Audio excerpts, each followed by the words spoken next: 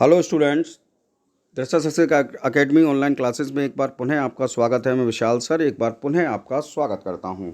मेरे टीजीटी और पीजीटी के स्टूडेंट्स के लिए मैं इस समय हिस्ट्री ऑफ इंग्लिश लिटरेचर के वीडियोस दे रहा हूं और आज इस क्रम में मैं आ गया हूं drama of the age of the revival miracle plays, और ये आपकी हिस्ट्री ऑफ इंग्लिश लिटरेचर की क्लास 10th है। ठीक, यानी कि आपका ये 10वां वीडियो है। तो आज के इस वीडियो में हम मिरेकल प्लेस और मोरल्टी प्लेस, दो प्लेस की बारे में बात करेंगे। ये क्या थे, कैसे आप इनको जानेंगे और क्या क्या इनकी विशेषताएं थीं। तो सबसे पहले मिरेकल प्लेस की बात करते हैं।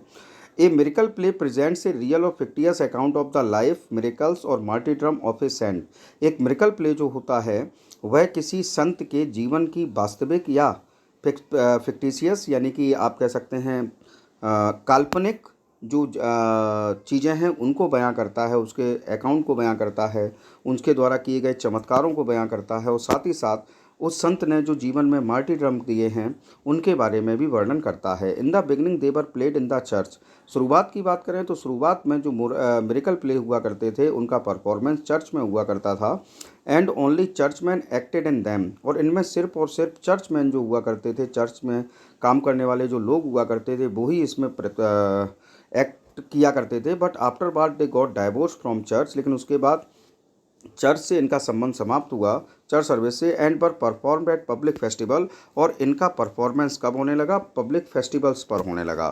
तो फिर से समझ लीजिए, एक मिरेकल प्ले जो होता है उसमें जो किसी संत के जीवन की वास्तविक या अवास्तविक काल्पनिक जो है वो अकाउंट को प्रदर्शित किया जाता है, उसके द्वारा किए गए मिरेकल या मार्टिरडम को प्रदर्शित किया जाता है।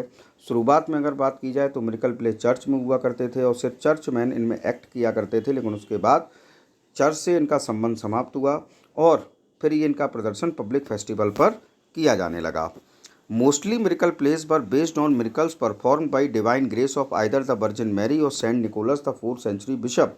अधिकतर मिरेकल प्लेस की बात करें तो वे वर्जिन मैरी यानी कि मदर मैरी और सेंट निकोलस जो कि 4th सेंचुरी बिशप थे उनके जीवन पर आधारित, और उन्होंने जो अपने जीवन में मिरेकल्स किए थे उन पर आधारित मिरेकल प्लेस लिखे गए। Miracle plays are also called the Mary plays and the saint plays, और चूंकि ये वर्जिन मैरी और सेंट निकोलस पर आधारित थे इसलिए इन प्लेस को मैरी प्लेस या सेंट्स प्लेस भी कहा जाता है।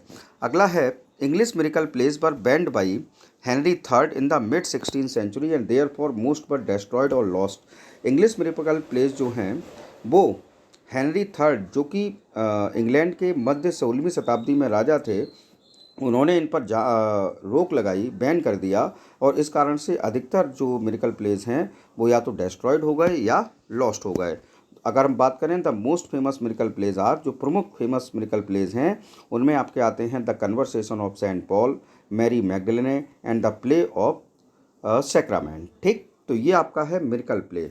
अब हम इसी वीडियो में दूसरे प्ले के बारे में बात करेंगे जिसका नाम है मोरलिटी प्ले। तो मोरलिटी प्ले के बारे में बात कर लेते हैं, समझते हैं ये क्या होता है। तो these plays are known as interludes, इन प्लेस को इंटरल्यूड्स भी कहा जाता है। Morality plays are a type of allegory in which the hero meets personified vices and virtues. पहली बात आपको ये ध्यान रखने की ज़रूरत है कि मोरलिटी प्लेस को ही इंटरल्यूड्स भी कहा जाता है। जो मोरलिटी प्लेस होते हैं वो एक प्रकार के एलेगोरी होते हैं जिसमें कि हमारा हीरो जो दिखाया जाता है वह पर्सोनिफाइड मानवीकृत वाइसेस एंड वर्च्यूज से उसका सामना होता है, यानी गुणों और अवगुणों से जो कि मानवीकृत रूप में होते हैं उनसे उनका सामना होता है।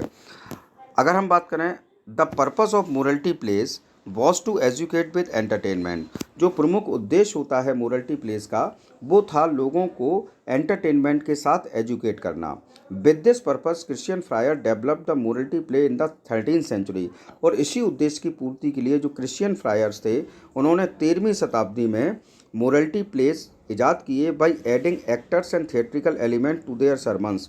और जब वे सरमन्स दिया करते थे, अपने उपदेश दिया करते थे, तो उन्होंने अपने उपदेशों में एक्टर्स और थिएट्रिकल एलिमेंट्स को जोड़ा जिससे कि आसानी के साथ लोगों को क्रिश्चियनिटी की टीचिंग समझ में आ सके।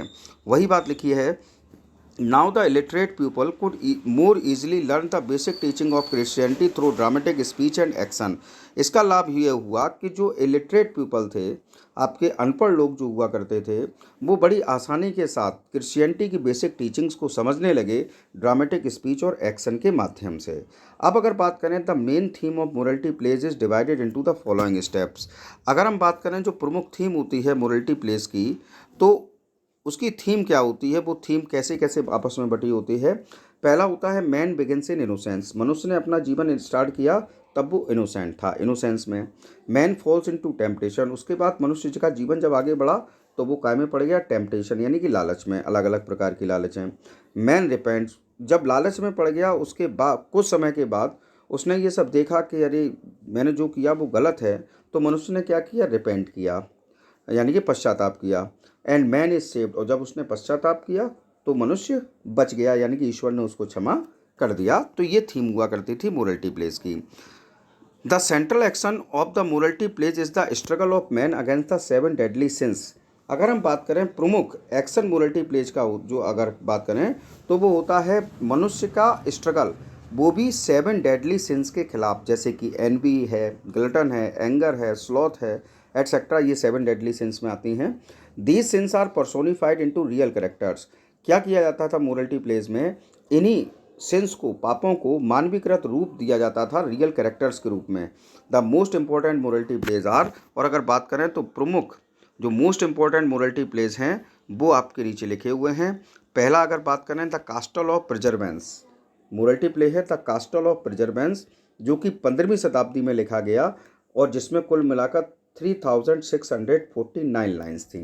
कौन सा, द कास्टल ऑफ प्रिजर्वेंस, 15वीं सेंचुरी में लिखा हुआ प्ले जिसमें कुल 3649 लाइन्स थी। उसका दूसरे था the summoning of every man. The summoning of every man 15वीं सेंचुरी में इसको भी लिखा गया, जिस एक प्ले था और इसमें कुल मिलाकर कितनी लाइन्स हैं, 900 लाइन्स। उसके बाद थर्ड था स्केलेटन्स मैग्निफिकेंस। स्केलेटन्स मैग्निफिकेंस जो कि 1530 में लिखा गया और इसमें कुल मिलाकर 2500 लाइन्स हैं। ठीक, तो ये मिरेकल और मोरलिटी प्ले होते हैं जो कि मैंने आपको इस वीडियो में के माध्यम से समझाए। आई होप आपको ये वीडियो पसंद आया होगा। यदि आपको ये वीडियो पसंद आया हो तो प्लीज़ लाइक, कमेंट और शेयर अवश्य करें। और यदि अब तक आपने मेरा चैनल सब्सक्राइब नहीं किया है तो please subscribe my channel. Thanks for watching. जय हिंद, जय भारत।